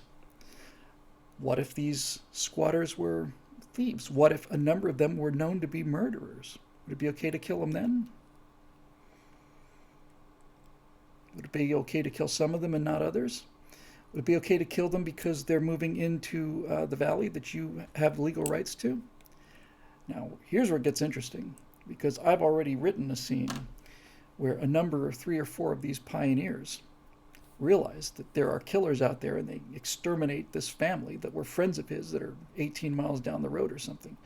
And he realizes, this farmer, basically, he's a water mechanic, but essentially this farmer basically says to his wife, either we run now and everything that we've built and so on, we leave here for them. We either run like hell now, or I'm going to have to get out right now, get up early, get out there, and I'm going to have to kill the people that killed the Johnsons. I'm going to have to kill them now while they don't expect it from me.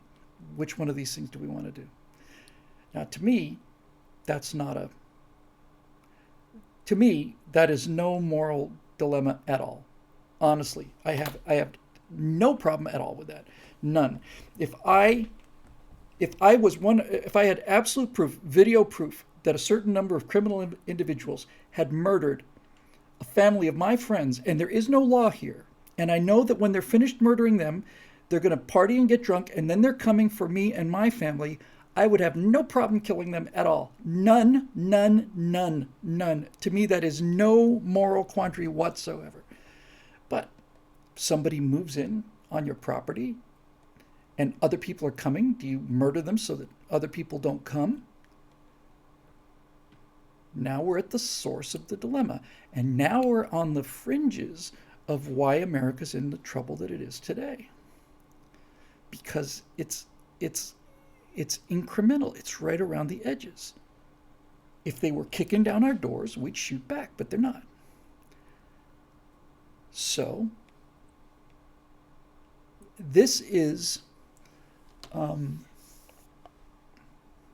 this is why I'm so obsessed with doing this show, and why I'm so conflicted about the time I need to spend on it versus the time I need to spend on the political stuff, and what this company is here for, and what people have actually paid membership money for.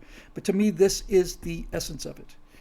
And if you can show that your friends were murdered by bad people who didn't need the food, it wasn't like they were starving, it wasn't like they needed the resources so they could survive. They killed them for fun and took their stuff. And now they're going to come and kill me and my family and take my stuff. I'm going to go out there and shoot them. And I have a right to defend myself. And there is no police. And this is where it gets interesting, because if you write this in such a way and you're not bludgeoning people over the head with it, you can make a point to people. They don't even know that the point is there. And the point is this. Well, those murderers are out there, honey, and now I have to go and kill them, or else they're going to kill us. You okay with that? Yep. Okay, I'm okay with that too, right? You? Yes, I'm not joking now. I'm talking to you, the audience. You okay with that? Yes. Anybody watching this on television, are you okay with this? Virtually all of them. Of course I'm okay with this. They're murderers. We watched them kill a 4-year-old girl in cold blood. Okay? They deserve to die, and they're coming after me. I have a right to go and get them. So far, so good. Now, the only reason that you've got a right to go out and kill those murderers is because there is no law enforcement, right? They can't call the police. They're days away, days and days away.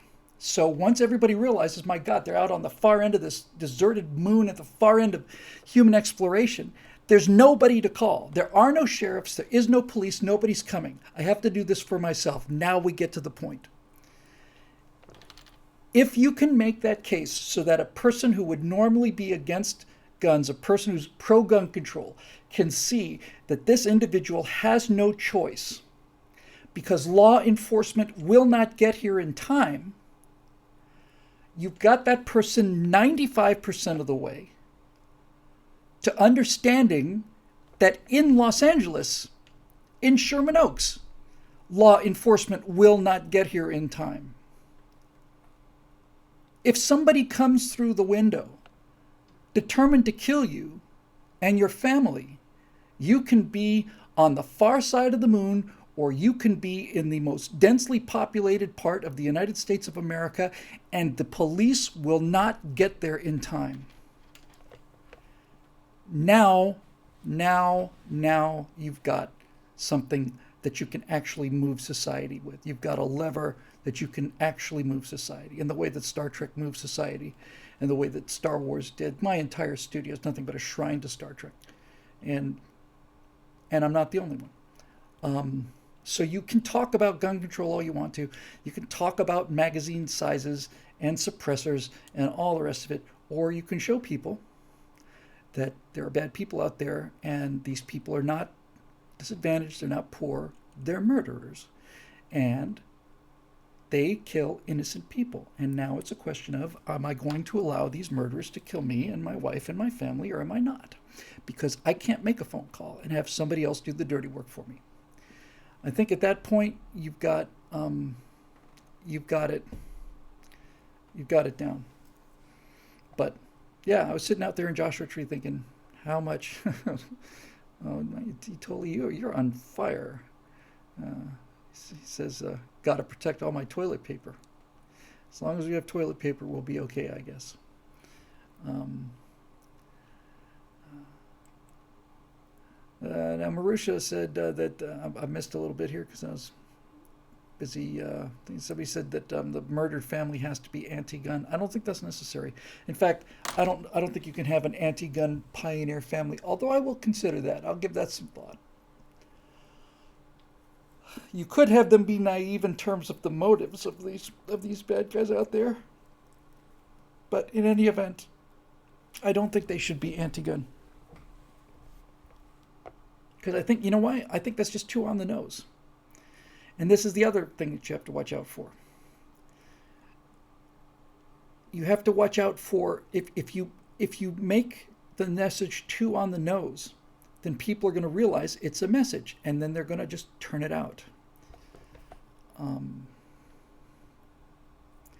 I think it'd be better for them And while God knows I've had my issues with women warriors, I think it'd be much better if it was the husband who was the idiot on the part of this murdered family. He's not anti-gun. He just doesn't believe that anybody would be bad enough to just come and kill everyone. He just doesn't believe it. And the wife is worried. She says maybe they came to their home or something asking about, something or other, and they could tell that he was just scouting the place out. No. People, there's nobody like that. Nobody's that bad. They're not going to just come here and murder us all.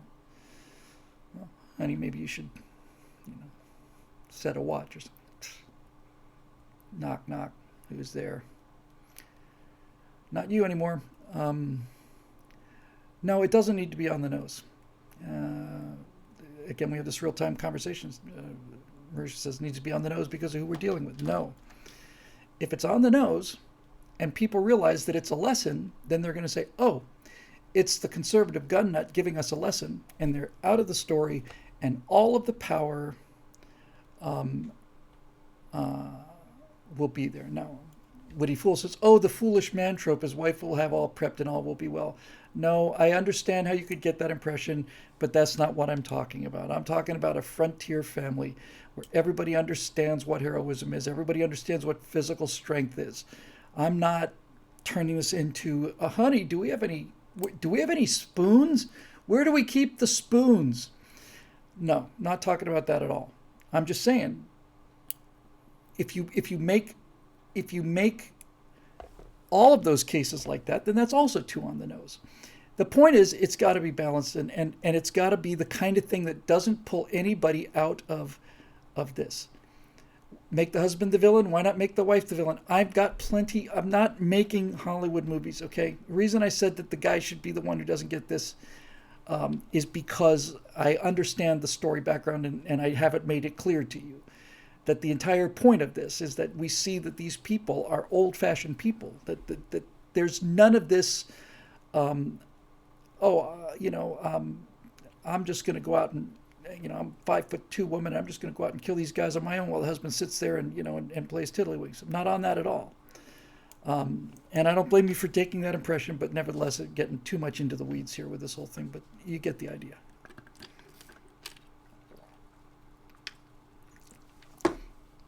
So anyway, I think I was going to have to do it because I'm tired and I need to go home.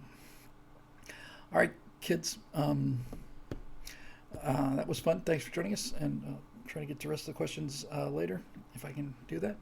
And all to you guys, and we're all friends here, and it's great to argue and discuss things and have different opinions on things. Imagine that. So anyway, that's it. And looking forward to working on it. So anyway, thank you guys. Yes, something here. Last thing I got to say.